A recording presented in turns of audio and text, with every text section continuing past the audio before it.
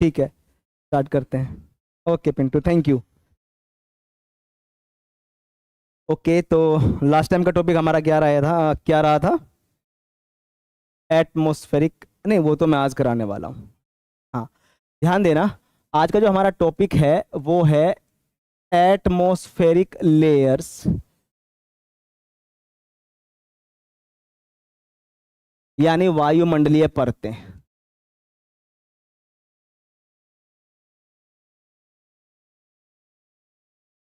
वायुमंडलीय परतें, ठीक है। टॉपिक हमारा इंपॉर्टेंट है आपके आईएएस के पेपर के लिए भी। अगर मैं बात करूँ, यूपीएससी एग्जाम लेती है उसमें, चाहे वो आपका एनडीए का हो, सीडीएस का हो, सीएपीएफ का हो, राइट। तो आईएएस का भी, प्लस स्टेट पीसीएस के जो भी एग्जाम हैं उसके लिए भी हमारा टॉपिक इंपॉर्टेंट रहेगा। तो अच्छे से फोकस करेंगे इसको, ठीक है ना। अब तक जितने भी टॉपिक किए हम लोगों ने वो भी हमारे अच्छे लेवल से ही हुए हैं, है ना। तो नोट्स अच्छे से बनाते रहिए और इसको शुरू करते हैं। देखो, अगर मैं बात करता हूँ वायुमंडलीय परतें, या मैं बात करूं यहाँ पे एटमॉस्फेयर की, ठीक है।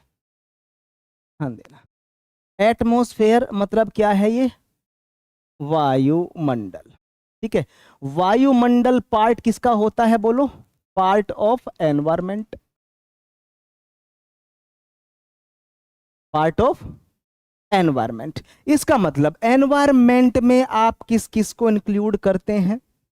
इसका मतलब एनवायरमेंट में आप इंक्लूड करते हैं, ध्यान देना यहां पे। अगर मैं यहां पे लिखूं, यहां पे एक है आपका लिथोस्फेयर, एक है आपका हाइड्रोस्फेयर, एक है आपका एटमॉस्फेयर। क्लियर है? अगर मैं बात करूं लिथोस्फेयर की, तो लिथोस्फेयर में आप किसको इंक्लूड करते हैं बोलो? क्रस्ट और अपर मेंटल का part, crust and upper mantle का पार्ट, इससे मिलके क्या बनता है आपका? लिथोस्फेयर। हाइड्रोस्फेयर जो भी हमारे पास में वाटर बॉडीज है ऑन द अर्थ। क्लियर? और एटमॉस्फेयर यानी एक पृथ्वी के चारों तरफ जो गैसीय आवरण है वो, उसको आप लोग क्या बोलते हैं? वायुमंडल, यानी एटमॉस्फेयर। ये तो हो गया क्या? एनवायरमेंट। इसका मतलब ये है कि जब आप एनवायरमेंट की बात करते हैं तो आप तीनों की बात करते हैं, लिथोस्फेयर की, हाइड्रोस्फेयर की एंड एटमॉस्फेयर। इसीलिए आपने देखा होगा जब आप आर्टिकल 21 पढ़ते हैं कॉन्स्टिट्यूशन का, तो उसमें क्या है? उसमें लिखा हुआ है कि भाई right to live in clean environment, clean environment, है ना, स्वच्छ पर्यावरण, ना कि वातावरण। अगर आप पर्यावरण की बात करते हैं, एनवायरमेंट की बात करते हैं, तो आप तीनों की ही बात कर रहे हैं। तो तीनों का शुद्ध होना बहुत जरूरी है, वो आपके फंडामेंटल राइट्स का एक पार्ट है। क्लियर है यहां तक? अब बात आती है किसकी? एटमॉस्फेयर के बारे में बात कर लेते हैं। एटमॉस्फेयर क्या है? एटमॉस्फेयर है जी आपका गैसियस मिक्सचर ही तो है। हम्म, बताइए, गैसीय मिश्रण ही तो है आपका। वायुमंडल क्या है जी आपका? गैसियस मिक्सचर, यानी गैसीय मिश्रण। गैसीय मिश्रण का मतलब है कि यहाँ पे बहुत सारी गैसें आपको देखने को मिलती है, ठीक। हम लोग कहाँ पे रहते हैं? अर्थ पे, सरफेस पे, ठीक है। सरफेस किसके अंतर्गत आता है? ट्रोपोस्फेयर के, ठीक है। अब इसमें एटमॉस्फेरिक लेयर कौन से, वो भी हम लोग देखेंगे। तो क्या हमारे ट्रोपोस्फेयर में नाइट्रोजन गैस नहीं है? है। ऑक्सीजन भी है, ऑर्गन भी है, CO2 भी है, और भी गैसेस हैं। क्लियर? तो सभी गैसों का मिश्रण है कि नहीं यहाँ पे? तो इसको आप लोग क्या बोलते हैं? वायुमंडल, यानी वायु यानी गैसों का मिश्रण, ठीक। और इसी के बारे में हम लोग पढ़ने जा रहे हैं, एटमॉस्फेरिक लेयर्स के बारे में। क्लियर? तो ये थोड़ा सा कुछ कुछ बेसिक मैंने आपको बताया कि भाई वायु और वायुमंडल और एनवायरमेंट का इससे क्या रिलेशन है, क्या लेना देना है, वो सारी बातें। तो मैं इसको थोड़ा सा आगे बढ़ा दूं। गुड, आगे देखिए।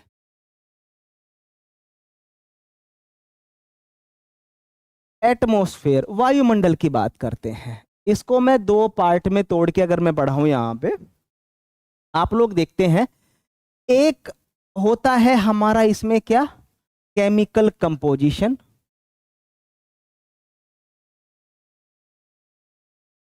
यानी वायुमंडल में रासायनिक संगठन गैसों का। क्लियर। एक पढ़ते हैं हम इसको किसके तौर पे, एटमॉस्फेरिक लेयर्स के तौर पे, एटमॉस्फेरिक लेयर्स के तौर पे। और एटमॉस्फेरिक लेयर्स भी हम कितनी पढ़ते हैं यहाँ पे, 5। कौन कौन सी पढ़ते हैं अभी देखेंगे। केमिकल कंपोजिशन के आधार पे आप वायुमंडल को, एटमॉस्फेयर को 2 पार्ट में डिवाइड करते हैं। एक होता है आपका होमोस्फेयर, क्लियर जी, एक होता है आपका हेटेरोस्फेयर।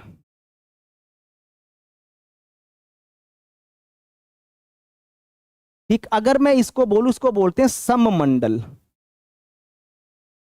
सममंडल का मतलब होता है कि यहां पे लगभग लगभग सभी गैसें समान रूप से मिश्रित होती हैं या मिश्रण के रूप में पाई जाती है।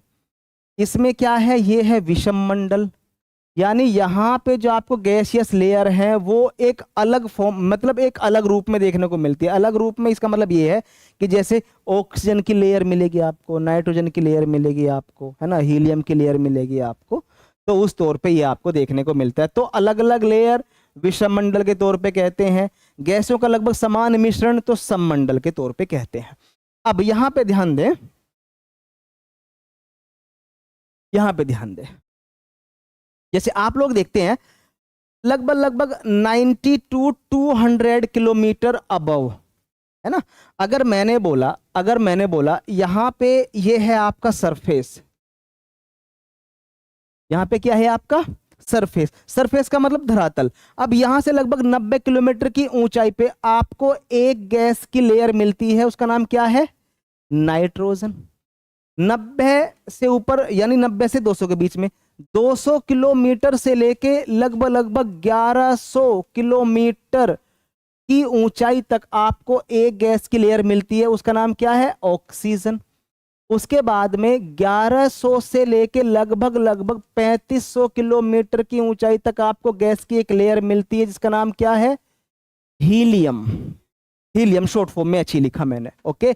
उसके बाद 3500 से लेके लगभग लगभग 10,000 किलोमीटर की ऊंचाई तक आपको एक गैस की लेयर मिलती है, जिसको आप लोग क्या बोलते हैं, हाइड्रोजन गैस। स्ट्रेटोस्फेयर में उड़ते हैं लगभग, ये मान लो 12 से 13 किलोमीटर की ऊंचाई पे फ्रॉम सरफेस। बस इतना, बस ज्यादा ऊंचा उड़ा देंगे पता पड़ा ऊपर ही रह गया वो, ठीक है ना, ओके।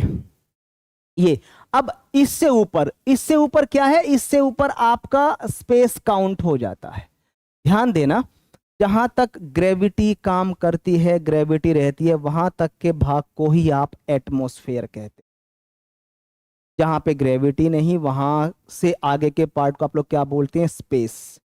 और स्पेस के बारे में मैं आपको बता चुका हूं, ठीक है, कि भाई स्पेस में क्या है, कि भाई इनर स्पेस क्या था, आउटर स्पेस क्या था, कर्मन लाइन क्या थी according to space and technology, ठीक है, और अकॉर्डिंग टू ज्योग्राफी कैसे कैसे हमने इनको डिफाइन किया है, ठीक है। हम लोगों ने देखा था कि भाई जैसे सैटेलाइट कहाँ पे बोलते हैं इनको, अब डीप स्पेस क्या होता है, साउंडिंग रॉकेट कहाँ पे बोलते हैं, अब प्रोब कहाँ पे बोलेंगे हम, जो हम लोगों ने मिशन लॉन्च किए, चंद्रयान 1 हो, 2 हो, 3 हो, मंगलयान हो, पहला लॉन्च कर चुके हैं हम, मोम फर्स्ट, मोम सेकंड भी लॉन्च करने वाले हैं, 2024 में ही होगा। शुक्रयान भी हम लोग मिशन लॉन्च करने वाले हैं, गगनयान भी हम लोग मिशन लॉन्च करने वाले हैं ना, बहुत सारे मिशन होंगे हमारे। तो अगर मैं बोलूं कि जब हम दूसरे ग्रह के अंतरिक्ष में कोई मिशन लॉन्च करते हैं तो उसको बोलते हैं प्रोब, और दूसरे ग्रह का अंतरिक्ष जो होता है उसको आप डीप स्पेस बोलते हैं, ठीक है, क्लियर। तो ये कुछ बेसिक बेसिक बातें थी। इसका मतलब हमारा एटमॉस्फेयर कहां तक की ऊंचाई पे है, 10,000 किलोमीटर की ऊंचाई तक हमारा एटमॉस्फेयर काउंट किया जाता है। तो गैसों की अलग अलग लेयर है यहाँ पे, ये इसकी अलग लेयर हो गई, ये इसकी अलग लेयर हो गई O2 की, ये नाइट्रोजन की अलग लेयर हो गई, तो ये अलग अलग लेयर मिलेंगी आपको, तो इसी को आप लोग क्या बोल देते हैं, होमोस्फेयर। अब 90 किलोमीटर से नीचे लगभग 80 से 90 का काउंट जाता है, ठीक है, लगभग लगभग यहां से यहां पे जो गैसीय मिश्रण है वो लगभग सेम मिलता है, गैसियस मिक्सचर आर सेम। तो इस वाले पार्ट को आप लोग क्या बोल देते हैं, होमोस्फेयर। ये तो हो गई बड़ी बातें, मतलब बड़ी बात मतलब जब आप एक बड़े लेवल पे या एक बड़े सिनेरियो में चीजों को देखते हैं, होमोस्फेयर एंड हेट्रोस्फेयर। क्लियर। उसके बाद में आप एटमॉस्फेरिक लेयर्स के तौर पे जब आप पढ़ते हैं हमारे वायुमंडल को, तो यहाँ पे जनरली आपको 5 परतें देखने को मिलती है। 5 परतें कौन सी? जैसे आप यहाँ पे देखते हैं ये सरफेस है आपका, यानी जहां पे आप लोग बैठे हैं, विनीत यहाँ पे ध्यान दो बेटा, ठीक है, जहां पे आप लोग बैठे हैं। अब पहली लेयर का नाम क्या है, दूसरी लेयर कौन सी है, तीसरी लेयर कौन सी है, चौथी लेयर कौन सी है, पांचवी लेयर कौन सी है? क्लियर? यहां तक कोई डाउट तो नहीं है आपको? अब इसमें क्या होगा, जैसे पहली लेयर का नाम क्या है, ट्रोपोस्फेयर कहते हैं आप उसको। ट्रोपोस्फेयर यानी क्षोभ मंडल, ठीक है। इससे ऊपर की परत जिसको आप लोग क्या बोलते हो हर्षित? स्ट्रेटोस्फेयर। स्ट्रेटोस्फेयर का मतलब क्या है यहां पे? समताप मंडल। ओके, इससे ऊपर की लेयर कौन सी है आपकी? मेसोस्फेयर। मेसोस्फेयर मतलब मध्य मंडल। उससे ऊपर की लेयर कौन सी है जी आपकी? आइनोस्फेयर। आइनोस्फेयर का मतलब क्या है जी? यहाँ पे आयन मंडल है ना। अब इन सभी की अपनी अपनी खास बातें हैं गैसों की, तो इनके बारे में भी देखेंगे हम। तो उसके बाद में जो सबसे आउटर लेयर है हमारे एटमॉस्फेयर की, उसको आप लोग क्या बोलते हो? बोलो। एक्सोस्फेयर यानी बहिर्मंडल या बाह्य मंडल। इसका मतलब सीक्वेंस से आपको पता होना चाहिए, जब आप अपवर्ड मूव करेंगे फ्रॉम सरफेस, तो पहली लेयर कौन सी आएगी, उसके बाद उसके बाद उसके बाद उसके बाद यहां तक कोई? थर्मोस्फेयर आयनोस्फेयर को ही बोलते हैं आप। अब क्यों बोलते हैं? क्योंकि वहां पे टेम्परेचर ज्यादा रहता है। ज्यादा रहता है, क्यों रहता है वो भी हम लोग देखेंगे अभी। क्लियर ना मुनाजिर बेटा? यहां तक कोई दिक्कत तो नहीं है? ठीक है। तो ये तो हो गया सिनेरियो कि हम लोग क्या पढ़ने वाले हैं। अब इसी को थोड़ा सा हम लोग क्या करेंगे, एक्सटेंड कर देंगे या एक्सपेंड करके बढ़ाएंगे इसको, ठीक है। ओके, हटा दूं मैं इसको यहां से। फोटो, अरे वाह, एंड्रॉयड आदमी है देखो ये हमारे बैच में। लो। और ये फोटो लेने के बाद ना ये नोटबुक में आप लिखा भी करो, है ना। कब ये बोलो मैं फोन में तो रखा ही है, क्या जरूरत है कॉपी को जिम्मेदारी देने की, ठीक है ना। तो सभी करना है आपको। हटा दो उसको यहां से। गुड। अब शुरू होता है हमारा टॉपिक प्रॉपर वे में। ओके, देखो जैसे ये है हमारा सरफेस यानी धरातल, सरफेस।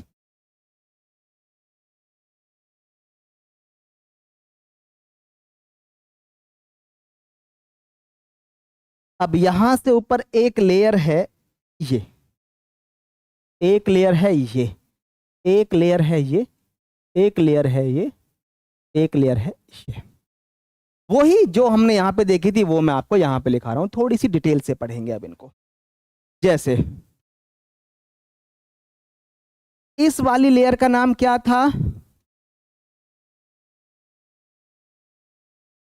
ट्रोपोस्फेयर, यानी इसको आप लोग क्या बोलते हो? क्षोभ मंडल, है ना। अब इनकी कुछ कुछ खास बातें भी होती हैं, वो भी देखेंगे इसमें। तो इसमें जो अगली लेयर है,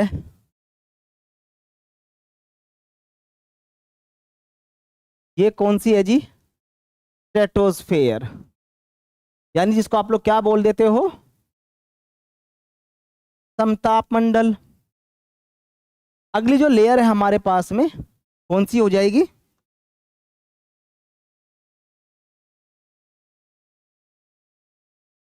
मेसोस्फेयर, यानी इसको आप लोग क्या बोल देंगे, बोलो? मध्य मंडल।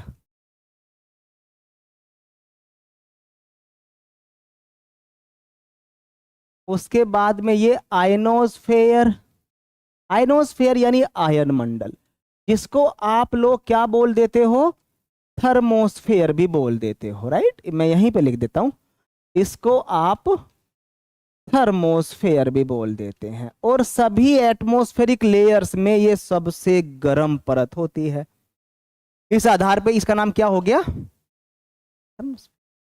जब सबसे गर्म ये है तो सबसे ठंडी कौन सी हो जाएगी?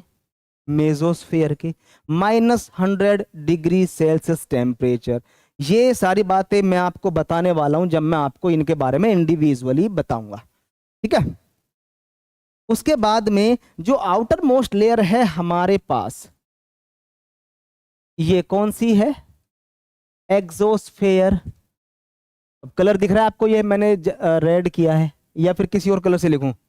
और से लिख देता हूं, दिखेगा जो आपको ना।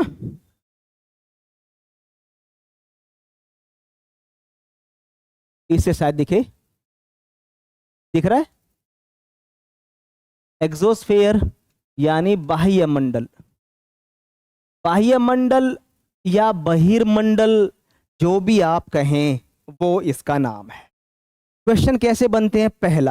पहली लेयर कौन सी है हमारे पास, उसके बाद कौन सी है, उसके बाद कौन सी है, उसके बाद कौन सी है, उसके बाद फिर जब आप नीचे की तरफ आएंगे तो सबसे पहली लेयर, उसके बाद, उसके बाद, उसके बाद, उसके बाद। सीक्वेंस से अरेंज करने को पूछते हैं आपसे एग्जाम में, ठीक है। और जब आप पिछले सालों के पेपर उठा के देखेंगे, चाहे वो पीसीएस के हों, तो वहां पे तो भर भर के पूछे हुए हैं लेयर्स के बारे में, ये पहली लेयर, ये वो, है ना। आइए इसमें थोड़ा सा कुछ और पूछ लेते हैं, बाकी चीजों को देखेंगे इसमें, ठीक। यहां तक कोई डाउट तो नहीं है? अब इनकी हाइट को लेके बात कर लेते हैं। पहला, ट्रोपोस्फियर की एवरेज हाइट। अगर मैंने कहा एवरेज हाइट, हाइट को मैं एच लिख रहा हूं यहां पे, ठीक है। एवरेज हाइट कितनी है इसकी? हमारे पास में 13 किलोमीटर। ध्यान से समझने वाली बात है। कितनी है? 13 किलोमीटर। जब एवरेज हाइट 13 किलोमीटर है तो कहीं ना कहीं मैक्सिमम हाइट भी होगी ट्रोपोस्फेयर की, ठीक है। और कहीं ना कहीं आपकी मिनिमम हाइट भी होगी ट्रोपोस्फेयर की, यानी क्षोभमंडल की। ओके, यहां पे देखो, इसका मतलब ये हुआ मैक्सिमम हाइट और मिनिमम हाइट। मैक्सिमम हाइट कितनी है इसकी? 18 किलोमीटर। और मिनिमम हाइट कितनी है? 8 किलोमीटर। क्लियर है? अब ये 18 किलोमीटर यानी मैक्सिमम हाइट कहां पे होगी बोलो? इक्वेटोरियल रीजन पे, यानी विषुवतीय क्षेत्र पे, यानी भूमध्य रेखा के आसपास वाले क्षेत्र में। क्लियर है? अब इक्वेटोरियल रीजन कौन सा होगा? जैसे हम लोगों ने ये देखा, ये हमारी अर्थ है, ये हमारी है 0 डिग्री इक्वेटर लाइन। अब इसके आसपास वाला जो एरिया होगा ये वाला, ये यहां पे इसकी हाइट बढ़ी हुई मिलेगी आप, ठीक है। हमारी अर्थ घूमती है, स्पीड से घूमती है, तो फोर्स बाहर की तरफ लगता है, तो यहाँ का एटमॉस्फेयर बाहर की तरफ धकेल दिया जाता है, तो उसकी हाइट बढ़ जाती है। पोलर रीजन पे कम क्यों? ग्रेविटी है। तो मिनिमम हाइट कहां पे हो जाएगी जी? यहां पे पोलर रीजन। तो पोलर रीजन पे हाइट कितनी हो गई हमारी? 8। इसका मतलब एवरेज का मतलब क्या हुआ? Maximum plus minimum divide by 2 is equal to average height आ जाएगी यहां पे। जब आप 18 को 8 में जोड़ेंगे तो 26 आएगा, 26 divide by 2 is equal to 13 आ जाएगा। तो यहां पे ये क्या हो जाएगा सीधा, यानी 18 plus 8 is equal to 26 divide by 2 यानी 13 किलोमीटर, जो हम लोग यहाँ पे देख चुके यहाँ। क्लियर? तो ट्रोपोस्फियर की एवरेज हाइट कितनी हो जाएगी जी? 13 किलोमीटर, नॉट 18। कितना गलत जवाब दे रहे हैं आप, ठीक है। कितनी हो जाएगी? 13 किलोमीटर। एक क्वेश्चन और पुट होता है यहाँ पे, थोड़ा सा कंसेप्चुअल है, सोचने वाला है, ज्यादातर बच्चे गलतियां कर देते हैं, ध्यान देना। जैसे मैंने आप लोगों के लिए बोला, जब आप 165 मीटर ऊंचाई पे जाते हैं तो आप 1 डिग्री सेल्सियस टेम्परेचर कम पाते हैं, यानी कम होता जाता है। हर 165 मीटर की ऊंचाई पे 1 डिग्री सेल्सियस टेम्परेचर कम हो जाता है जब आप ऊपर की तरफ जाते हैं ट्रोपोस्फेयर में। हाँ, वो भी अभी धीरे धीरे, सब्र का फल मीठा होता है अर्षित, है ना, धीरे धीरे सारी बातें बताऊंगा, ध्यान देना। अगर आप इसी को थोड़ा सा और करेंगे, देखो 165 मीटर हाइट पे ऊंचाई पे जाएंगे तो एक 1 डिग्री सेल्सियस टेम्परेचर हमारा क्या हो जाएगा, कम हो जाएगा। इसी को आप लोग क्या बोलते हैं बोलो, normal lapse rate of temperature. Normal lapse rate of temperature या नॉर्मल टेम्परेचर लैप्स रेट, इसका मतलब सामान्य ताप पतन दर बोलते हैं इसको। क्लियर है? तो क्या है, मोटा मोटा आइडिया मैं लगाऊं, अगर आप 1 किलोमीटर की ऊंचाई पे जाते हैं तो आपको लगभग 6.5 डिग्री सेल्सियस टेम्परेचर कम मिलता है ना भाई। एटमॉस्फेयर को गर्म करने का जो प्राइमरी सोर्स है वो क्या है, हमारा सरफेस। सूरज की किरणें यहाँ पे पड़ी, ये गर्म हुई, अब जो कोई भी इसके कांटेक्ट में आएगा वो गर्म होगा। वायु गर्म होती है, फिर ऊपर उठती है, फैलती है, ठंडी होती है, वो सब कंडेंसेशन प्रोसेस, बहुत सारी बातें यहाँ पे हो जाएंगी। अब एक बहुत अच्छी बात बताने जा रहा हूं, ध्यान देना। अगर मैं आपसे पूछूं कि ट्रोपोस्फेयर में मैक्सिमम टेम्परेचर आपको कहां पे मिलेगा, इक्वेटोरियल रीजन में मिलेगा या फिर पोलर रीजन में मिलेगा? मैक्सिमम टेम्परेचर यानी अधिकतम तापमान पोलर रीजन में, ठीक है, बजाय विषुवतीय क्षेत्र के। क्यों मिलेगा, ध्यान देना। जैसे यहां पे कितनी हाइट है हमारे पास में, 18, यहां पे कितनी हाइट है हमारे पास में, 8 किलोमीटर। जब आप 8 किलोमीटर को 6.5 से मल्टीप्लाई करेंगे तो यहां पे कितना जाएगा जी, लगभग 52 डिग्री सेल्सियस का टेम्परेचर कहां पे होगा, कम, पोलर रीजन पे होगा। क्लियर? लेकिन जब आप 18 मल्टीप्लाई बाय 6.5 डिग्री सेल्सियस करेंगे तो लगभग 117 डिग्री सेल्सियस का टेम्परेचर हमारा कम हो चुका होगा। इसका मतलब यह हुआ कि यहां पे तापमान हमारा क्या है, कम है विषुवतीय क्षेत्र में ऊंचाई पे, और पोलर रीजन पे हमारा तापमान ज्यादा है। क्यों? क्योंकि हाइट कम है।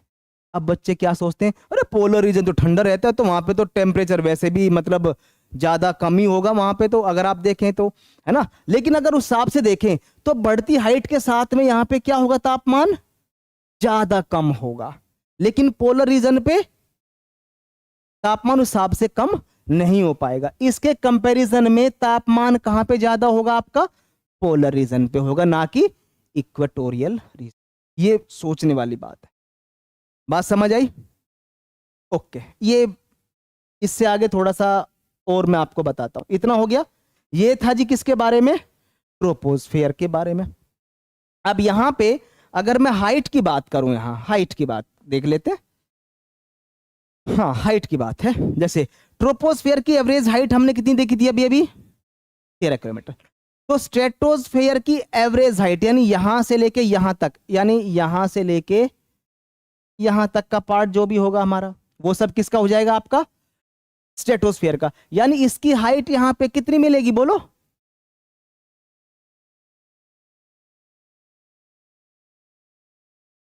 50 किलोमीटर तक हाइट मिलेगी आपको, किसकी, स्ट्रेटोस्फेयर की। अब ये जो मेसोस्फेयर है, मेसोस्फेयर की हाइट यहां से लेके यहां तक कितनी होगी, 80 किलोमीटर, है ना। अब आयनोस्फेयर की हाइट यहां से लेके यहां तक कितनी हो जाएगी, 640 किलोमीटर। यहां तक कोई डाउट तो नहीं ना आपको? उसके बाद में जब आप एक्सोस्फेयर में जाते हैं तो 640 किलोमीटर से प्लस जितना भी होगा वो सब किस में काउंट हो जाएगा, आपका एक्सोस्फेयर में काउंट हो जाएगा। क्लियर? तो हाइट में यहां तक कोई दिक्कत तो नहीं है, ये आपको पता होना चाहिए। अब इसके बारे में थोड़ी थोड़ी सी बातें और देखेंगे। अभी एक ये है हाइट से बनने वाले क्वेश्चन, ज्यादातर ट्रोपोस्फेयर और स्ट्रेटोस्फेयर की हाइट तक पूछ लेते हैं वो। क्लियर? यानी यहां तक 13 किलोमीटर। मेरी बात सुनो, क्या कह रही हैं आप? ध्यान देना, हाइट हमारी काउंट कहां से होगी, हाइट हमारी सारी की सारी काउंट कहां से होगी बोलो, 0 किलोमीटर से हमारी हाइट का अगर आप स्ट्रेटोस्फेयर की हाइट देखते तो 50 में से 13 माइनस कर दो ना, जो भी हाइट बचेगी सब किसकी आएगी? आपकी स्ट्रेटोस्फेयर की आएगी। 18 हर्षित तो वो मैक्सिमम है, मैं एवरेज की बात बोल रहा हूं।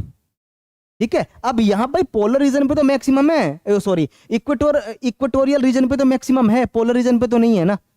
अगर आप 18 पे ओवरऑल करेंगे इसका मतलब आप सभी को 18 मान रहे हो, है ना, सभी के 18 नहीं है। समझो एवरेज हाइट किसकी है? 13 किलोमीटर। ये जो क्षोमंडल है ना, किसकी? ट्रोपोस्फियर की। अगर आपको पता करना है कि स्ट्रेटोस्फियर कहां तक फैला हुआ है, तो 50 - 13, जितने भी बीच का डिस्टेंस आएगा उतने एरिया में आपको स्ट्रेटोस्फियर मिलता है कि नहीं मिलता है ना। अगर आपको मेसोस्फियर देखना है तो क्या 80 में से 50 माइनस कर दो, 30 किलोमीटर तक के एरिया में आपको क्या मिलेगा? मेसोस्फियर मिलेगा। हर्षित कोई डाउट आपको यहां तक? 18/8 पे मत जाइए, वो सिर्फ एवरेज हाइट काउंट होती है आपकी ट्रोपोस्फियर के मामले में, और मामले में नहीं होती है। 13 ओनली एवरेज। हर्षित आप एवरेज पे ध्यान क्यों नहीं दे रहे हो मेरे भाई? मैंने एवरेज हाइट बोला है। हाँ हाँ हाँ हाँ भाई, जब आप 18 से मापेंगे तो फिर 8 से भी तो मापेंगे ना भाई। अगर 18 में से माइनस करके 50 कम आएगा तो 8 भी तो हो ना फिर उधर, फिर 50 में से फिर 8 माइनस करो, फिर वहां पे वो रेशो बढ़ जाएगा। लेकिन इसलिए हम लोग क्या करेंगे, एवरेज में से माइनस कर देंगे, इतने वाले एरिया में है। क्लियर ना मुनाजिर बेटा? कोई दिक्कत तो नहीं है? प्रीत समझ आ रहा है ना? कोई दिक्कत तो नहीं? ठीक है। ये कुछ बनने वाले क्वेश्चन। अगला जो स्टेप होता है यहां से क्वेश्चन बनने का, वो क्या है ध्यान देना। अगला स्टेप है जी यहाँ पे, जैसे अब आपको पता है कि बढ़ती हाइट के साथ में टेम्परेचर डाउन होता है। जब आप पहाड़ों की चोटियों पे जाते हैं तो वहां पे आपको टेम्परेचर डाउन दिखता है, इसलिए पहाड़ों की चोटियां आपको बर्फ से लदी हुई मिलती हैं, ग्लेशियर्स हाइट पे होते हैं, ठीक है ना। वो सारी बातें। अब जब आप ट्रोपोस्फेयर में ऊंचाई पे जाएंगे, हाइट बढ़ेगी तो टेम्परेचर आपका क्या हो जाएगा? कम होता जाएगा। किस हिसाब से कम होता जाएगा ये मैं पहले ही लिख चुका हूं, है ना। 165 मीटर की ऊंचाई पे जाने से 1 डिग्री सेल्सियस टेम्परेचर कम होगा प्रीत, और उसी को आप लोग क्या बोलेंगे? Normal lapse rate of temperature, या नॉर्मल टेम्परेचर लैप्स रेट, या सामान्य ताप पतन दर। क्लियर ना? ये अब हाइट बढ़ रही है, टेम्परेचर कम हो रहा है, किस हिसाब से हो रहा है? इस हिसाब से हो रहा है। वहां पे स्पेस कम था इसलिए मैंने वहां पे लिखा नहीं। क्लियर है? ओके। उसके बाद में जब आप देखते हैं यहां पे, इसको मैं येलो कलर से ही डिनोट करूंगा यहां पे, जैसे आप स्ट्रेटोस्फेयर में जाते हैं तो यहां पे हाइट बढ़ेगी तो टेम्परेचर भी बढ़ेगा। अब क्यों बढ़ेगा वो भी देखेंगे पहले, ठीक है। पहले और चीज देख लो, मेसोस्फेयर में क्या होगा? जब आप हाइट पे जाएंगे तो यहां पे टेम्परेचर कम होगा, ठीक है। इसकी कुछ और भी खास बातें हैं। उसके बाद में आयन मंडल में जाएंगे, आप आयनोस्फेयर में जाएंगे तो यहां पे आप देखते हैं कि बढ़ती हाइट के साथ में टेम्परेचर बढ़ता है। क्लियर? अब आप जब अपर लेयर में जाएंगे यानी एक्सोस्फेयर में जाएंगे तो हाइट बढ़ेगी और टेम्परेचर आपका कम हो जाएगा। ठीक है, बनने वाले सीधे क्वेश्चन, किस लेयर में हाइट बढ़ने से टेम्परेचर में कमी आती है, बढ़त होती है वगैरह, अब क्यों आती है वो भी देखेंगे अभी। ठीक है, तो यहां तक कोई डाउट तो नहीं है आपको? कोई इश्यू यहां तक?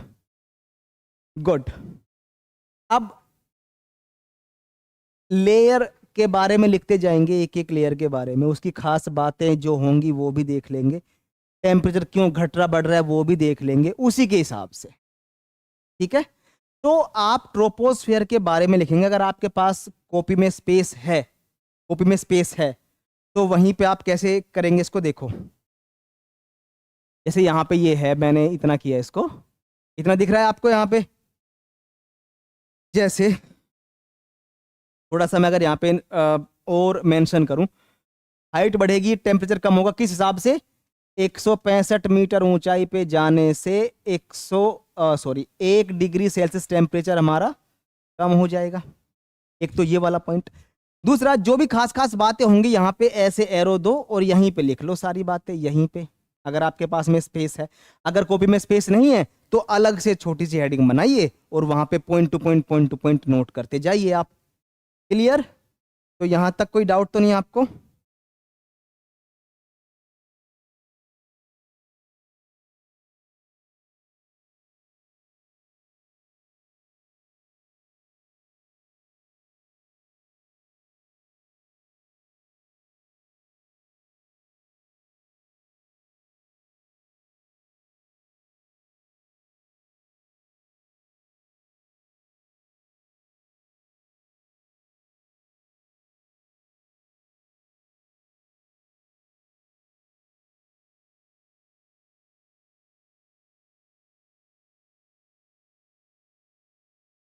हो गया?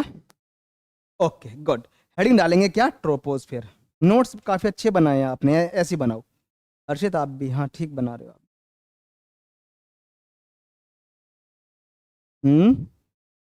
नहीं, नोट्स ऐसे बनाओ कि जो आपको समझ में आए।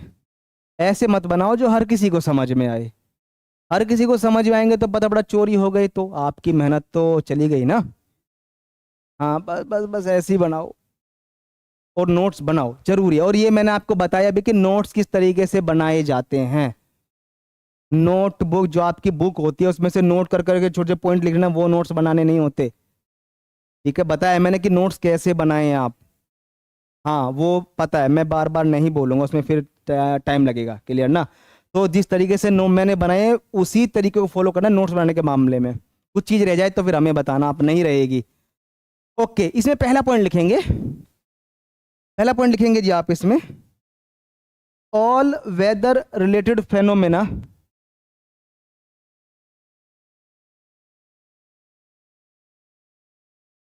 ऑल वेदर रिलेटेड फेनोमेना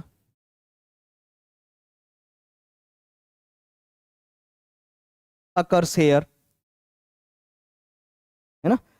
सभी मौसमी गतिविधियों से संबंधित, लिखो, सभी मौसमी गतिविधियों से संबंधित घटनाएं, सभी मौसमी गतिविधियों से संबंधित घटनाएं यहीं पे होती हैं। अब जहां पे आपने लिखा होगा, इधर ध्यान दो,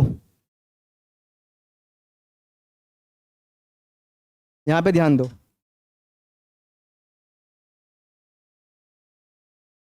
देखो फर्क होता है वेदर, सीजन एंड क्लाइमेट में। ठीक है ना? बताया भी है मैंने आपको वेदर, सीजन, क्लाइमेट में क्या फर्क होता है। वेदर उसे बोलते हैं जो सेकंड में बदल जाए, पल पल में बदल जाए, मिनटों में बदल जाए, घंटों में बदल जाए, दिन में बदल जाए। क्लियर ना? उसको आप लोग क्या बोलते हैं? वेदर। पता पड़ा सुबह के टाइम इतनी गर्मी है, सुबह के टाइम, और दोपहर को होते तो तेज बारिश हो रही है, मौसम बदल गया, है कि नहीं? गाना भी तो है ना इसके ऊपर, मौसम की तरह तुम बदल नहीं जाना, है कि नहीं? कभी सुना है कि भाई जलवायु की तरह तुम बदल मत जाना? ना, क्योंकि उसको बदलने में तो भाई 20-25 साल लगते हैं ना, एवरेज है वो सीजन का, है कि नहीं? तो आजकल आदमी भी मौसम की तरह ही हो रहे हैं। ये जो मानव जाति है, ये भी मौसम की तरह हो रही है, पता नहीं कब रंग बदल जाए, कुछ पता नहीं। तो वेदर रिलेटेड फेनोमिना जहां पे भी आपने लिखा होगा वहां पे ऐसे अंडरलाइन करके लिखेंगे। यहां पे पहला क्या क्या शामिल कर लेंगे आप इसमें? रेन, यानी बरसात, है ना? सारा कुछ इसमें आएगा, बरसात। उसके बाद में लिखेंगे स्टॉर्म, यानी आंधी तूफान। इसी में ही सेकंड पॉइंट, ऐसे देखो, ये पहला, ये, उसके बाद में स्टॉर्म। ठीक है, ऐसे। नेक्स्ट साइक्लोन, एंटी साइक्लोन, ये सब इसी में घटनाएं होती हैं। Cyclone, anti cyclone, thunder storm, ये भी लगाओ, हाँ। थंडर स्टॉर्म, थंडर स्टॉर्म क्या होता है? तेज बिजली की चमक दमक के साथ बारिश होना, बादलों की गड़गड़ाहट, बिजली चमक रही है, बारिश भी हो रही है, दैट इज थंडर स्टॉर्म। ठीक है, तो ये सब किस में होता है? ट्रोपोस्फियर में होता है। ठीक है भाई, वो तो आपके, अगर मैं देखूं 12 से 13 किलोमीटर की ऊंचाई तक खूब मिलते हैं आपको। हाँ, ट्रोपोस्फियर में ज्यादातर मिलेंगे आपको। नहीं, ऊपर नहीं है, तभी तो भाई आज वहां पे उड़ाते हैं ना हम लोग। ठीक है ना? हाँ पता पड़ा भाई, जहाज, अरे ये जहाज के ऊपर ही तो हॉलीवुड की फिल्में शुरू होती हैं। नहीं पता पड़ा जहाज में बैठे हैं सारे, बादलों में घुस गया जहाज, अब उसको कुछ दिखाई नहीं दे रहा है, कंट्रोल खत्म, अब वो ऐसे ऐसे हो जाएगा, है ना। अब उसे मजबूरी में उतारना पड़ेगा, भाई कुछ दिख नहीं रहा है, अनकंट्रोल हो गया, फिर जंगल से में उतार देंगे, और फिर वहीं से ही कहानी शुरू हो जाती है हॉलीवुड मूवियों की। डायनासोर पीछे भागना शुरू कर देते हैं उनके, यानी एनाकोंडा टाइप की मूवी बना दी। भाई ऐसे तो होता ही नहीं, होता नहीं क्या। हमारे यहाँ की फिल्में बिल्कुल सीधी चलती है, बिल्कुल सीधी, है ना, यहाँ से शुरू वहां से शुरू। तो वेदर रिलेटेड फेनोमिना यहाँ पे ये हो जाएगा, ओके। यानी सभी मौसमी घटनाएं जो भी होती हैं, सभी मौसमी घटनाएं जो भी होती हैं यहाँ पे, एक्सट्रीम लेवल पे ठंड है, एक्सट्रीम लेवल पे गर्मी वगैरह, जो कुछ भी होगा वो सब किस में हो जाएगा, ट्रोपोस्फियर, यानी फेनोमिना रिलेटेड जो होता है सारा। अगला पॉइंट लिखेंगे इसमें, देखो प्लीज, जैसे अब क्लाउड्स वगैरह भी आप इसी में ऐड कर लेना, क्लाउड्स भी सब है ना, क्लाउड्स फॉर्मेशन सब इसी में होता है। उसके बाद आप लिखेंगे यहाँ पे normal lapse rate of temperature, second, मतलब इसी में नेक्स्ट पॉइंट, यहाँ पे ये था पहला, इसमें second point, normal lapse of temperature के हिसाब से यहाँ पे टेम्परेचर डाउन होता है, temperature down at the rate of, वो जो मैंने यहाँ पे लिखा है वही वाला यहाँ पे ऐड कर दो, या तो 1 किलोमीटर 6.5 डिग्री सेल्सियस, या बट याद रहे 165 मीटर हाइट पे जाने से 1 डिग्री सेल्सियस टेम्परेचर कम होता है। इसी को आप क्या बोलते हो, नॉर्मल टेम्परेचर लैप्स रेट, या normal lapse rate of temperature, इसी को बोलते हैं आप, ठीक है। फिर इसी हिसाब से आप कैलकुलेट कर सकते हैं कि भाई कितनी हाइट पे है तो वहां पे टेम्परेचर क्या होगा सरफेस की बजाय, ठीक। उसके बाद में आप लिखेंगे first atmospheric layers from surface, first atmospheric layer of surface, first atmospheric layer from surface, धरातल से ऊपर सबसे पहली परत यही तो हो जाएगी ना। नेक्स्ट लिखेंगे आप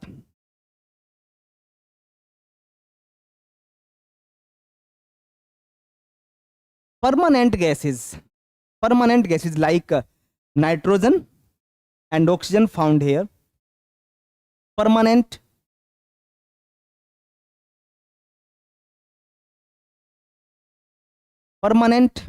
gases like nitrogen and oxygen found here, है ना। कुछ स्थायी गैसें जो हैं हमारी, वो ऑक्सीजन है, जैसे नाइट्रोजन है, वो आपकी यहीं पे मिलती है तो सही हमारे पास में। ट्रोपोस्फेयर की मैं अगर बात करूं, यहां पे सबसे ज्यादा गैस कौन सी है बोलो, उसके बाद ऑर्गन, उसके बाद CO2। इसका मतलब फर्स्ट प्लेस पे कौन सी है, सेकंड पे कौन सी है, थर्ड पे कौन सी है, फोर्थ प्लेस पे कौन सी। नाइट्रोजन कितनी है अप्रोक्स, ऑक्सीजन 20 पॉइंट समथिंग है, लेकिन हम मान लेते हैं 21% है, आपकी यादगिरी के। AR यानी ऑर्गन, ऑर्गन क्या है, एक गैस है, किस नंबर पे आती है, 30 नंबर पे आती है हमारे एटमॉस्फेयर, है ना, हमारे एटमॉस्फेयर में। परसेंटेज कितनी है, 0.93%। CO2 हीट को एब्जॉर्ब करने वाली गैस है ना भाई। CO2 को कम करने के लिए तो कुछ प्रोटोकॉल हुए थे ना हमारे पास में, क्योटो प्रोटोकॉल हुआ था, है ना, विच वो साइंड इन 1997, 2020 में खत्म हुआ था। तो उससे पहले हमने 2015 में पेरिस एग्रीमेंट किया था। सबका मेन काम क्या है कि भाई ग्लोबल वार्मिंग को कम करना। ग्लोबल वार्मिंग क्यों हो रही है, क्योंकि यहाँ पे हीट को एब्जॉर्ब करने वाली गैसें ज़्यादा बढ़ रही हैं, प्लस डिफोरेस्टेशन हो रहा है, मतलब पेड़ पौधे काटे जा रहे हैं, है ना, डेजर्टिफिकेशन हो रहा है, बहुत सारी वजह हैं उसकी। तो CO2 हमारे पास में कितनी है एटमॉस्फेयर में, 0.039%। इतना ही नहीं, और भी गैसें हैं हमारे पास में, जेनॉन है, क्रिप्टॉन है ना, हीलियम है, क्या जी, कार्बन डाइऑक्साइड ज्यादा हैवी, मतलब इफेक्टिव है। हालांकि इससे भी इफेक्टिव आपका वाटर वेपर है। ग्लोबल वार्मिंग में अगर पूछा जाए कि सबसे प्रभावशाली गैस कौन सी है, तो वाटर वेपर, जलवाष्प। CO2 का तो सेकंड नंबर पे नाम आता है, उसके बाद मीथेन वगैरह बहुत सारी गैसें हैं। But remember please, global warming जब आप बात करते हैं तो सिर्फ ग्लोबल वार्मिंग नहीं, क्लाइमेट चेंज में दो कंसेप्ट आते हैं। एक तो ग्लोबल वार्मिंग, एक ग्लोबल डिमिंग, दोनों ही किसके पार्ट हैं? क्लाइमेट चेंज के। ग्लोबल वार्मिंग का मतलब तापमान बढ़ रहा है, किसका? हमारी धरती पे, है ना। ग्लोबल डिमिंग का मतलब क्या है? कि तापमान कम हो रहा है, किसका? हमारी धरती पे। दोनों ही अगर एक्सट्रीम होंगे तो नुकसान होगा, क्लियर ना। इसलिए बैलेंस होना चाहिए, और उसी बैलेंस का नाम क्या है? हमारे पास में एवरेज टेम्परेचर है कि नहीं? 15 डिग्री सेल्सियस, जो जीवन के लिए बहुत जरूरी है ना, तभी तो यहाँ पे जीवन है ना। अब एवरेज से आप ज्यादा करते हैं, कम करते हैं, तो फिर दिक्कत ही आती है। हमारी अर्थ पे ऐसे भी प्लेस है जहां पे टेम्परेचर, भाई आपको पता है कि 52 डिग्री सेल्सियस तक जाता है। अफ्रीकन कंट्रीज में कुछ, हमारे पे माइनस तक जाता है। आप देखो हमारे कश्मीर वाले एरिया में, साइबेरिया वाले एरिया में, पोलर रीजन में देखिए, वहां पे आप, है ना, माइनस तक जाता है, लेकिन एवरेज टेम्परेचर 15 डिग्री सेल्सियस। तो आपको फर्स्ट नंबर पे गैस कौन सी याद रखनी है? फर्स्ट नंबर पे। सेकंड नंबर पे, इसका मतलब इनमें सबसे भारी गैस कौन सी हो जाएगी? नाइट्रोजन, नियर बाय मिलती। बट ये ओ, फिर वो बातें मैं और बताने का मेरा बहुत मन कर रहा है आपको, लेकिन वो फिर टॉपिक हमारा एनवायरमेंट में चला जाएगा, तो अभी बात नहीं करेंगे उस पर। ठीक, सिर्फ इतनी बात है, इतनी बात याद रखेंगे। अगला पॉइंट लिखेंगे आप इसमें। अच्छा, मुझे एक बात बताओ, ये शायद मुझे नहीं लगता कि आपको ये बात लिखाने की जरूरत है। जैसे आप लोग कहते हैं कि भाई यहाँ पे मौसम में ना बदलाव होता रहता है, किसमें? ट्रोपोस्फियर में। तो इसे परिवर्तन मंडल भी बोलते हैं। तो ये तो बात आपको पता है, लिखने की तो कोई ज्यादा जरूरत है नहीं इसमें। क्या लिखा हूं बताऊं? ठीक है, ये आप वैसे याद रखना। अगला है क्या? आपको स्ट्रेटोस्फियर के बारे में देखना है, समताप मंडल के बारे में देखना है। तो अगर स्पेस बचा हो तो ठीक है, नहीं तो अलग से हेडिंग डालो, समताप मंडल, वहां पे लिख लो। ठीक, हाँ, हटा दूं मैं इसको यहाँ पे। देखो, यहाँ पे अगला है जी हमारे पास में क्या?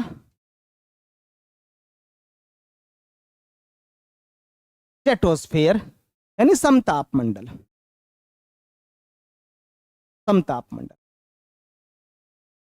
ठीक है, जहां पे तापमान में कुछ ज्यादा वेरिएशंस नहीं है ना, बादल वगैरह भी नहीं है, यहाँ पे बनते नहीं है। और दो बातों से ज्यादा इंपॉर्टेंट है हमारे पास में, जिनमें सबसे ज्यादा क्या इंपॉर्टेंट है हमारे लिए, बोलो?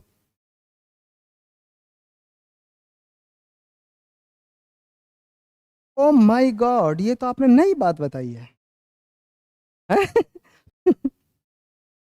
सबसे इंपॉर्टेंट बात यहाँ पे क्या है? हम पृथ्वीवासियों के लिए, कोई हवाई जहाज में नहीं उड़ेगा तो भी जिंदा रहेगा वो, ठीक है ना। यहाँ पे क्या मिलती है आपको? Ozone layer. सबसे इंपॉर्टेंट बात ये है। आप उसको हटा दो, पता पड़ा भाई सीधा सोलर रेडिएशन आ रहा है धरती पे, है ना, पता पड़ा स्किन कैंसर हो रहे हैं यहाँ पे फिर ज्यादा, है ना, तापमान को बढ़ा देगी सीधी, है ना, सोलर रेडिएशन। तो इंपॉर्टेंट तो वो भी है कि यहाँ पे जहाज उड़ाए जाते हैं, लेकिन उससे भी ज्यादा इंपॉर्टेंट क्या है? ओजोन लेयर, जो सेफ्टी कवच है ना, जो प्रोटेक्ट करती है हमारी अर्थ को ज्यादा गर्म होने से। सोलर रेडिएशन आया, उसको एब्जॉर्ब कर लिया, क्लियर ना। ऐसा, अरे अरे, तो आप तो बड़े खतरनाक खिलाड़ी हो भाई, है। सब कुछ आर्टिफिशियल चल रहा है। क्लाउड सीडिंग के द्वारा हम लोग कर तो रहे हैं आर्टिफिशियल रेन, जहां पे बारिश नहीं वहां पे बारिश। अरे प्रकृति को गंदा लग जाएगा भाई, ठीक है ना।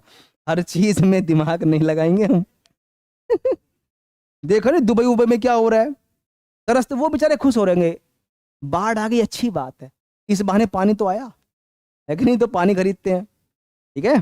खैर कोई बात नहीं, ये कुछ एक्सट्रीम क्लाइमेटिक कंडीशन है, और बाकी वहाँ पे चीज़ें कुछ हुई हैं तो नुकसान भी हुआ है वहाँ पे।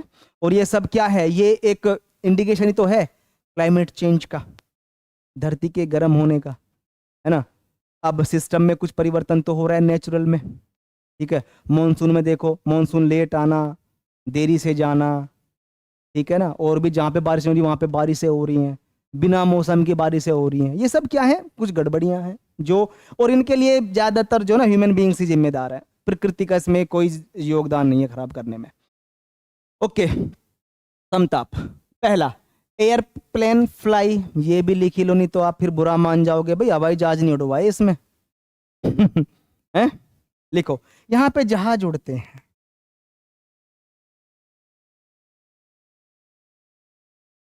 ठीक है।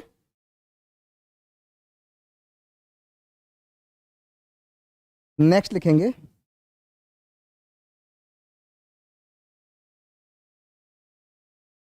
हाँ, इसमें लिखेंगे ozone layer found here, ozone layer found here. देखो दो बातें हैं, ध्यान सुनना। यहाँ पे ओजोन लेयर का निर्माण भी होता है, फॉर्मेशन ऑफ O3। आपको पता है कि सूरज की जो किरणें होती है उनमें हाई एनर्जी होती है, ठीक है, और स्ट्रेटोस्फेयर में ऑक्सीजन भी होती है। तो जब वो हाई एनर्जी वाला जो रेडिएशन है, जब वो O2 से मिलता है तो रिएक्शन होता है, ठीक है। तो ऑक्सीजन के अलग अलग एटम भी होते हैं, ऑक्सीजन के, ये इससे मिल गए तो O3 बन गई, है ना। O3 बनने के लिए काफ़ी हाई लेवल की एनर्जी चाहिए, है ना। इसलिए आप लोग देखते हैं कि जो ओजोन लेयर है वो ज़्यादातर इक्वेटोरियल रीजन पे भी बनती है, जहाँ पे बादलों की चमक, है ना, चमक दमक के साथ में बारिश हो रही होती है, बिजली कड़की, एनर्जी रिलीज हुई, ऑक्सीजन के एटम आपस में मिले, O3 का निर्माण हो गया।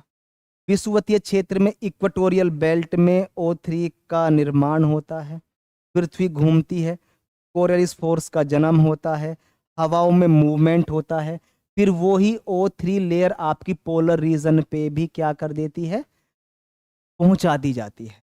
इसलिए पोलर रीजन पे भी क्या मिलती है आपकी, ओजोन। इसलिए तो अंटार्कटिका पे होल वगैरह ये सब देखने को मिलते हैं।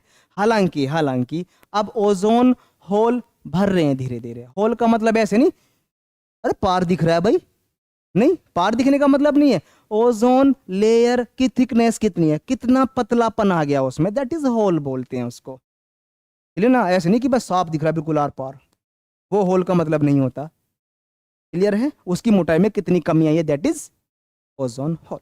अब भरे जा रहे हैं धीरे धीरे, क्योंकि हम लोग भी थोड़े से जागरूक हो गए और हमारे एफर्ट भी हैं इसमें, हमने कुछ एग्रीमेंट पे साइन भी किए हुए हैं, है ना। आप लोगों को खैर बहुत सारे कानून भी हैं उसमें, और सरकार भी एफर्ट कर रही है, ठीक है।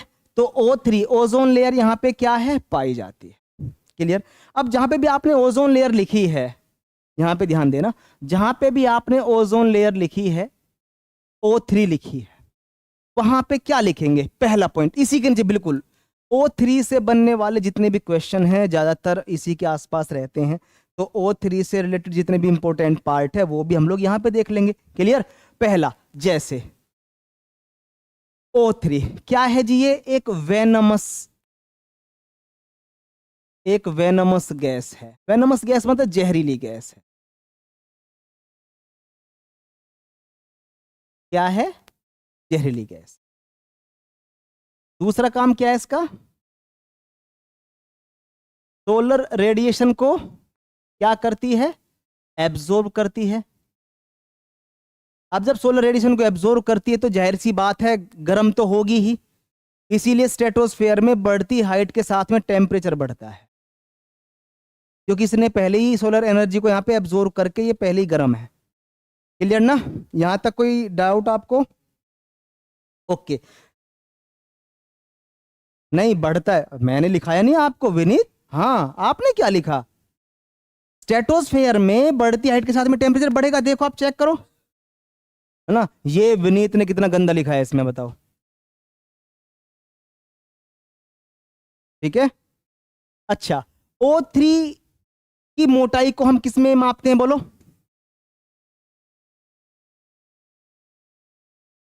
मेजरमेंट यूनिट क्या है जी इसमें, डोबसन से मापते हैं आप इसकी मोटाई को, डोबसन, है ना। इसकी मोटाई को आप किस में मापते हैं, डोबसन में मापते हैं। नेक्स्ट लिखेंगे, अच्छा भाई अगर मैं बात करूं इसमें जो O3 डेप्लेशन है, O3 डेप्लेशन कहां पे मैक्सिमम है, O3 डेप्लेशन, O3 डेप्लेशन कहां पे मैक्सिमम है बोलो, पोलर रीजन पे। पोलर रीजन कौन है हमारे पास में, दो, north pole and south pole, Antarctica और आर्कटिक। अब क्यों है वो बाद में देखेंगे, है ना। अगर इसके बारे में अगर बताऊंगा तो फिर टॉपिक हमारा रहेगा ये अधूरा। उसके बाद में है कि O3 यानी ओजोन लेयर को बचाने के लिए हमने कुछ एग्रीमेंट साइन किए, ठीक है ना। हमने मतलब देशों ने आपस में, यहां पे देखेंगे तो O3 प्रोटेक्शन, इसके लिए हमने कुछ क्या किए, कुछ एग्रीमेंट साइन किए हैं हमने, SI है ना, कुछ एग्रीमेंट साइन किए हैं। अब एग्रीमेंट कौन से, ध्यान देना, पहला कौन सा था, वियना कन्वेंशन। और जैसे मैं लिख रहा हूं ना ऐसे लिखना है, अपना माइंड बिल्कुल यूज नहीं करना नोट्स बनाने में। जहां पे मैं एरो दे रहा हूं आपको भी वहीं पे एरो देना है, क्लियर ना। जहां पे मैं ऐसे इंडिकेशन या इंडिकेट कर रहा हूं तो आपको भी वहीं पे करना है, क्लियर ना बेटा। ओके, तो वियना कन्वेंशन ये कब हुआ था, 1985 में। और इसका मेन काम क्या था, इसका था O3 डेप्लेशन को रोकना। क्या, O3 डेप्लेशन को रोकना, रोकना मतलब स्टॉप, बिल्कुल नहीं होने देंगे, क्लियर। उसके बाद में अगला जो हमने किया वो था क्या आपका, मॉन्ट्रियल प्रोटोकॉल। ध्यान देना, प्रोटोकॉल वर्ड जहां पे भी आएगा वो क्या है, वो बाउंडेबल होता है सभी पे, मतलब जिसने भी साइन किए हैं उनको फॉलो करना पड़ेगा, वो नहीं तो उनको पनिश किया जाएगा, ठीक है। चाहे वो इकोनॉमिक पनिशमेंट हो या कोई फाइनेंशियल असिस्ट ना करने की उनकी कोई पहल हो। तो मॉन्ट्रियल प्रोटोकॉल कब हुआ था आपका, 1987। और इसमें किसकी बात हुई थी, ये बात मैं यहां पे लिख रहा हूं, इसमें हुई थी बात किसकी, सबस्टांस को रोकने की। और सबस्टांस भी कौन सा, CFC, ध्यान देना, CFC क्लोरोफ्लोरोकार्बन। एक्चुअली ये तीनों अलग अलग गैस हैं, क्लोरीन, फ्लोरीन एंड कार्बन, जिनमें सबसे ज्यादा खतरनाक गैस कौन सी है, क्लोरीन, जो एक बार O3 के एटम से मिली तो लाखों एटम को तोड़ देती है। ऑक्सीजन के दो अलग हो गए, वो सॉरी, ऑक्सीजन का एक अलग हो गया और एक वो चीजें, मतलब बिखेर देती है उनको। तो आपको मैं बताऊं, क्लोरीन गैस का एक एटम जो है, एक अणु है, वो आपकी ओजोन गैस के लाखों अणुओं को तोड़ने की क्षमता रखता है। इसलिए हम लोगों ने क्या किया, बोलो, हम लोगों ने क्या किया बेटा, इसलिए हमने मॉन्ट्रियल प्रोटोकॉल साइन किया। और मॉन्ट्रियल प्रोटोकॉल साइन में क्या हुआ, मॉन्ट्रियल प्रोटोकॉल में सीधी सी बात है कि मॉन्ट्रियल प्रोटोकॉल का मतलब था कि भाई आप इन सबस्टांस को कम करिए जिनसे भी ये रिलीज होते हैं, है ना। चाहे आपका फ्रीज है, AC है, या कोई और ऐसे इलेक्ट्रॉनिक गैजेट्स हैं जिनसे ये सबस्टांस निकलते हैं, तो इनको हटाने में हमारी काफी हेल्प हो सकेगी, क्लियर। उसके बाद में क्या हुआ, आप लोगों ने देखा होगा हमने एक एग्रीमेंट साइन और किया, कौन सा, क्योटो प्रोटोकॉल तो हो चुका था हमारा, that is Kigali agreement. Kigali agreement ये कब हुआ था, ये हुआ था हमारा 2016 में। इसने क्या किया, इसके थ्रू हमने क्या किया, इसमें हमने कहा कि भाई ठीक है हम लोग CFC को हटाएंगे, लेकिन इसका ऑप्शन है हमारे पास में कि हम लोग हाइड्रोफ्लोरोकार्बन गैस यूज कर लेंगे, है ना, जो उतनी नुकसानदायक है नहीं।